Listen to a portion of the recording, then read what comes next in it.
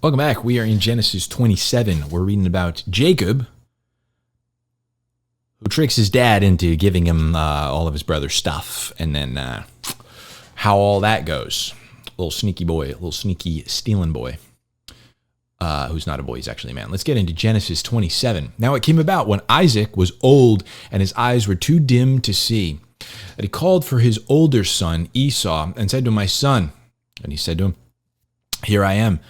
Isaac said, "Behold, now I am old, and I do not know the day of my death. Now then, please take your gear, your quiver, and your bow, and go out to the field and hunt game for me, and prepare a savory dish for me, such as I love, and bring it to me that I may eat, so that my soul may bless you before I die."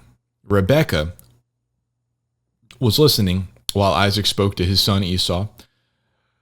So when Esau went to the field to hunt for game to bring home, Rebekah said to her son Jacob, "Behold, I heard your father speak to your brother Esau, saying, 'Bring me some game, and prepare a savory dish for me, that I may eat, and bless you in the presence of the Lord before my death. Now therefore, my son, listen as I command you. Go now to the flock and bring 2 choice young goats from there, and prepare them as a savory dish for your father, such as he loves. Then you shall bring it to your father, that he may eat, so that he may bless you before his death.' Jacob answered his mother, 'Behold, Esau my brother is a hairy man, and I am a smooth man. Perhaps my father will feel me. Then I will be as a deceiver in his sight, and I will bring upon myself a curse and not a blessing.' But his mother said to him, 'Your curse be upon me, my son. Only obey my voice and go, get them for me.' So he went and got them and brought them to his mother. And his mother made savory food such as his father loved. Then Rebekah took the best garments of Esau, of her elder son, which were in her house, and put them on Jacob, her younger son. And she put the skins of the young goats on his hands and on the smooth part of his neck. She also gave the savory food and the bread which she had made to her son Jacob. Then he came to his father and said, 'My father.' And he said, 'Here I am. Who are you, my son?' Jacob said to his father, 'I am Esau, your firstborn. I have done as you told me. Get up, please. Sit and eat of my game, that you may bless me.' Isaac said to his son, 'How is it that you have done it so quickly, my son?' And he said, 'Because the Lord your God caused it to happen to me.' Oh. Then Isaac said to Jacob, 'Please come close, that I may feel you, my son, whether you are really my son Esau or not.' Isaac's got a nose. He knows what's going on. So Jacob came close to Isaac, his father, and he felt him and said, 'The voice is the voice of Jacob, but the hands are the hands of Esau.' He did not recognize him, because his hands were hairy like his brother's hands. So he blessed him, and he said, 'Are you really my son Esau?' And he said, 'I am.' So he said, 'Bring it to me, and I will eat of my son's game, that I may bless you.' And he brought it to him, and he ate, and he also brought him wine, and he drank. Then his father Isaac said to him, 'Please come close and kiss me, my son.' So he came close and kissed him, and when he smelled the smell of his garments, he blessed him and said, 'See, the smell of my son is like the smell of the field which the Lord has blessed. Now may God give you the dew of heaven and the fatness of earth and an abundance of grain and new wine. May people serve you and nations bow down to you. Be master of your brothers, and may your mother's son bow down to you. Cursed be those who curse you, and blessed be those who bless you.' Now it came about, as soon as Isaac had finished blessing Jacob, and Jacob had hardly gone out from the presence of Isaac his father, that Esau his brother came in from hunting. And he also made savory food and brought it to his father, and said, 'Let my father arise and eat his son's game, that you may bless me.' Isaac, his father, said to him, 'Who are you?' He said, 'I am your son, your firstborn, Esau.' And Isaac trembled violently and said, 'Who was it then that hunted the game and brought it to me, so that I ate all of it before you came, and blessed him. Yes, and he shall be blessed.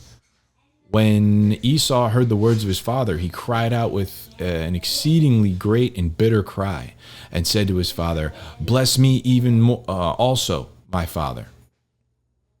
And he said, "Your brother came deceitfully and has taken away your blessing." And he said, is he not rightly named Jacob? For he has supplanted me these 2 times. He took away my birthright, and behold, now he has taken away my blessing. And he said, "Have you not reserved a blessing for me?" But Isaac replied to Esau, "Behold, I have made him your master, and all his relatives I have given to him as servants, and with grain and new wine I have sustained him. Now as for you, what can I do, my son?" Esau said to his father, "Do you only have one blessing, my father? Bless me, even me also, O father." So Esau lifted up his voice and wept. Then Isaac his father answered and said to him, "Behold, away from the fertility of earth shall be your dwelling, and away from the dew of heaven from above. By your sword you shall live, and your brother you shall serve. But it shall come about when you become restless, that you will break his yoke from your neck." So Esau bore a grudge against Jacob because of the blessing which his father had blessed him. And Esau said to himself, "The days of mourning for my father are near. Then I will kill my brother Jacob." Now when the words of her elder son Esau were reported to Rebekah, she sent and called her younger son Jacob, and said to him, "Behold, your brother is consoling himself concerning you by planning to kill you. Now therefore, my son, obey my voice, and arise, flee to Haran to my brother Laban. Stay with him a few days until your brother's fury subsides, until your brother's anger against you subsides, and he forgets what you did to him.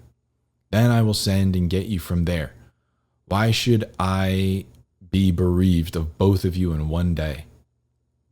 Rebekah said to Isaac, "I am tired of living because of the daughters of Heth. If Jacob takes a wife from the daughters of Heth like these, from the daughters of the land, what good will life be to me?"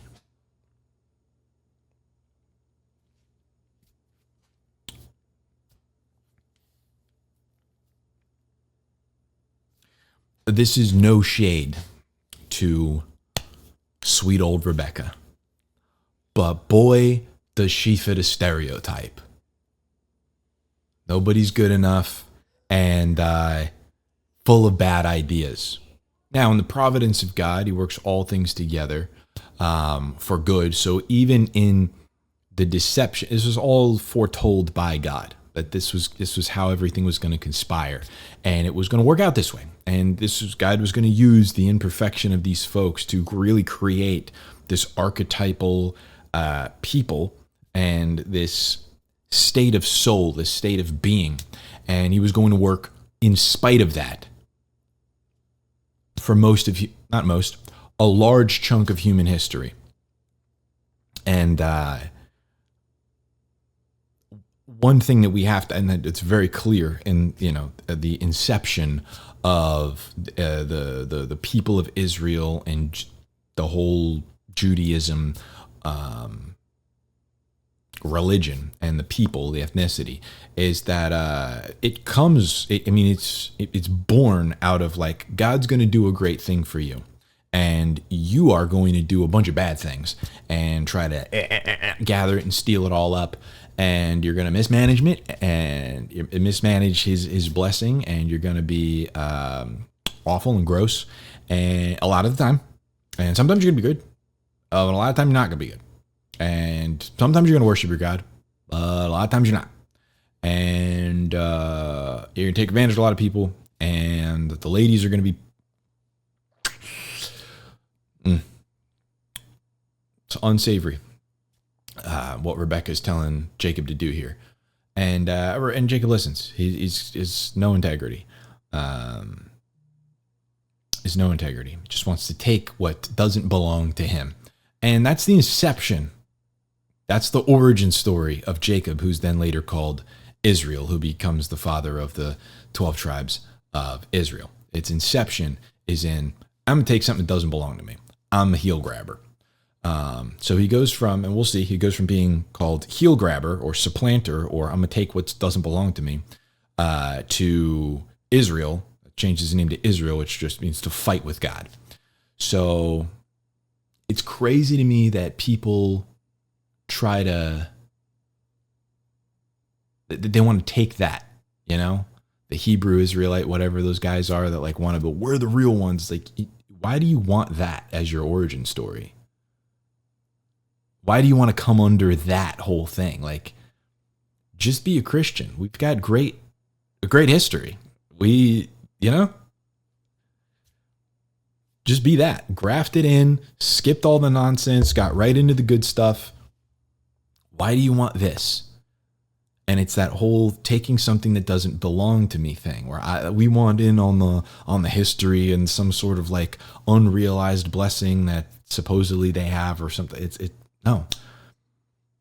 The covenant with them is done. All that Old Testament covenant stuff has been fulfilled and it's been opened up to everybody. So, I don't know, it's very odd. Very, very odd. But you can see, taking advantage of an old man like this, Isaac, he's old enough to just die of old age. And so there's not a whole lot that's said about him in a positive way. He's got some nice things in the previous chapter. He's, just God's blessing him and he's asking to be blessed and all that kind of stuff. It's nice. And then, the next thing we see, he's just too old to even recognize his son. He's feeling like just wool wrapped around a hand. He's like, I guess that's my son. He knows it's not his voice, but he's just old enough and kind of like not really there. He's got a lot of Joe Biden action going on. Doesn't really know can't make heads or tails of what's going on and take advantage of him, just like they did to Joe Biden. So it's a little bit of elder abuse here, really taking advantage of the situation and just the fact that people want to take this as their origin story just blows my mind. When there's another one that does belong to you, if you just believe in Christ, you have the church's origin story. That's beautiful. You want this one. Pass. Anyway, that's all I got. Thanks for watching. I'll see you in the next one. Read your Bible.